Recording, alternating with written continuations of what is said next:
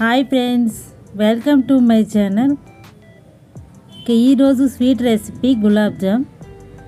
ఈ గులాబ్ జాము చాలా సాఫ్ట్గా టేస్టీగా ఎలా తయారు చేయాలో మనం ఈరోజు వీడియోలో చూద్దాం. ఇక్కడ ముందుగా ఒక బౌల్ తీసుకొని ఇందులోకి 1 కప్పు గులాబ్ జామ్ పిండిని తీసుకోవాలి. 1 పావు కప్పు వరకు పాలను కాచి చల్లార్చిన పాలను తీసుకొని ఇలా పిండిలో కొద్దిగా పాలను వేస్తూ పిండిని కలుపుకోవాలి. ఈ పిండిని ఇలా సాఫ్ట్గా కలుపుకోవాలి. ఇలా కలుపుకున్న తర్వాత ఇందులోకి 1 టీ స్పూను నెయ్యిని వేసుకొని ఇలా కలుపుకొని మూత పెట్టుకొని పక్కన పెట్టుకోవాలి.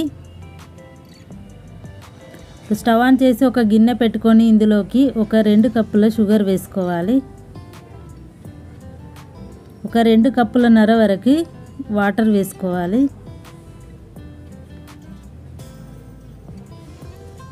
ఇప్పుడు ఇందులోకి 1 పావు టీ స్పూను ఇలాచీ పౌడర్ వేసుకోవాలి.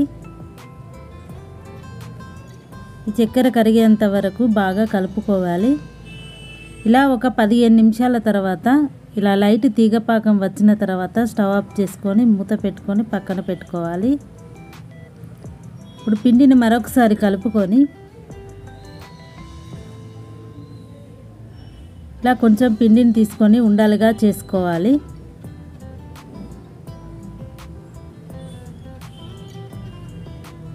ఈ పిండిని కలిపేటప్పుడు మాత్రం సాఫ్ట్గా కలుపుకోవాలి.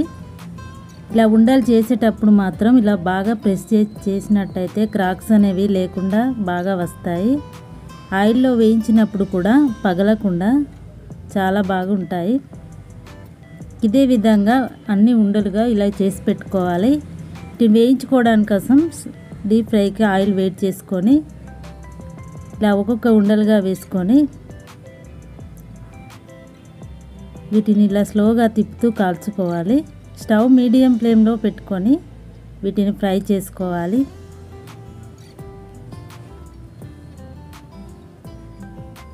ఇలా గోల్డెన్ బ్రౌన్ కలర్ వచ్చిన తర్వాత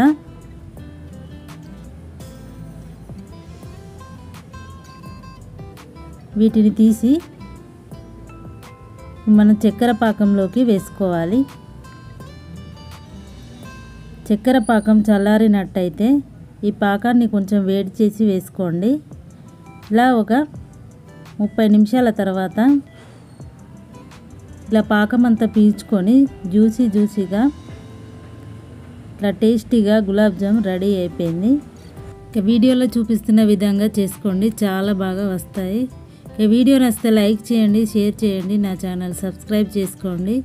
థ్యాంక్ యూ ఫర్ వాచింగ్.